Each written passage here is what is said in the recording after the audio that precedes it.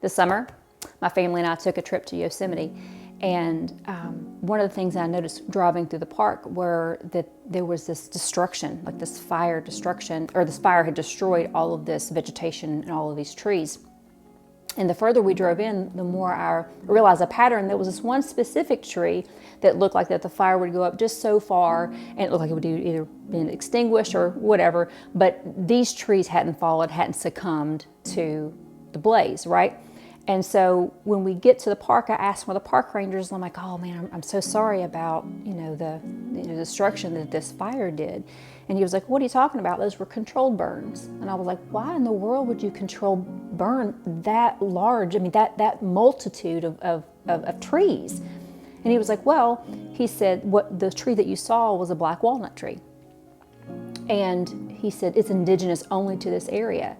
And he said that when we first came and settled here, that tree was the main source of life for the Indians. And so the Indians taught us that all the trees that grow up around that walnut tree will choke out resources and will kill it. And it is our main source of life.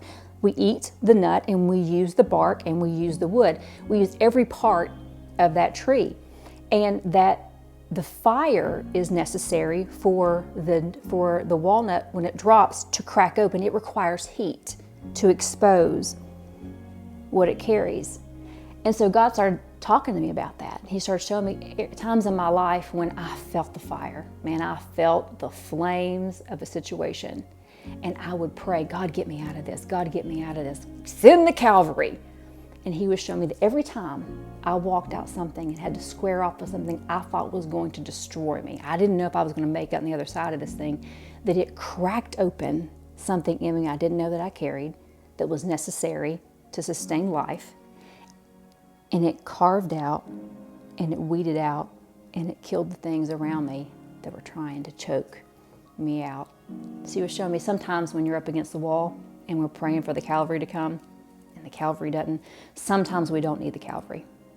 Sometimes we need the flames.